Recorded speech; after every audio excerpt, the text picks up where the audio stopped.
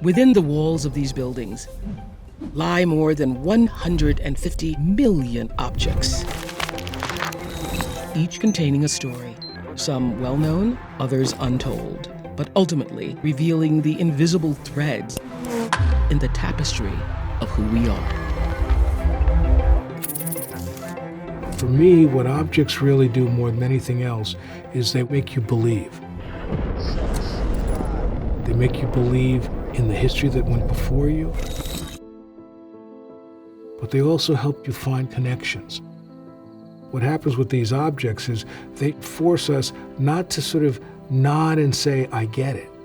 They force us to nod and say, I'm trying to understand. Because these are not merely objects, they are a path toward comprehending the complexity of this country and of humanity as a whole. Take this desk, for example. An object of ambiguity.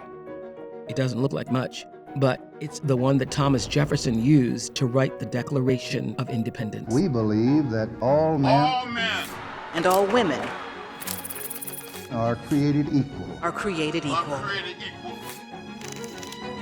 Since that time, America has fought to live up to those ideals. The Greensboro lunch counter is an example of how people made manifest Jefferson's ideals of liberty and freedom. 4 students decide that they are going to integrate a lunch counter, something that seems so modest, and yet it was revolutionary. Modest, but revolutionary. Such were the actions of so many of our icons who taught us to fly, who stood up for themselves, who stepped forward for all of us. Because they are all of us, and they didn't act alone. It takes communities to make transformation. That's where the Smithsonian beats. At the heart of all communities that make us. Because it's not just a collection, it is a living landscape. It propels change. Through science, through art, history, and culture.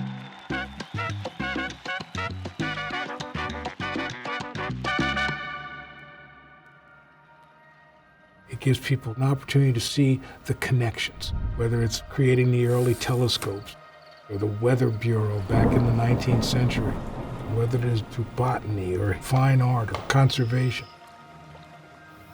The bison are an example of what the Smithsonian can do. If the Smithsonian hadn't started its conservation movement 2 centuries ago by bringing endangered bison to the National Mall for us all to see, maybe we wouldn't have gotten the chance to appreciate them today.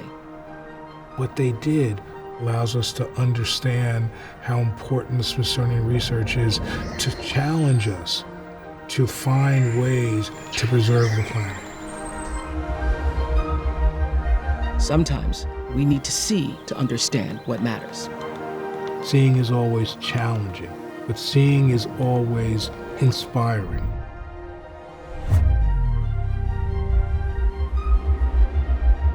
Is imagining, which is even better. The challenge for the 21st century cultural institution is to find the right tension between tradition and innovation, to recognize that what the digital object allows you to do, it allows millions more people to have access to it. The Smithsonian is more than a place. It is movement, and more than an institution. It's a mirror. That helps America understand itself. And what better way to celebrate our nation's upcoming 250th anniversary than to celebrate the legacy of the Smithsonian and ensure its future for generations? The wonders of the Smithsonian shouldn't be just for the millions who would come to Washington. I want us in every home. Because the Smithsonian is our home. The glue that holds a nation together.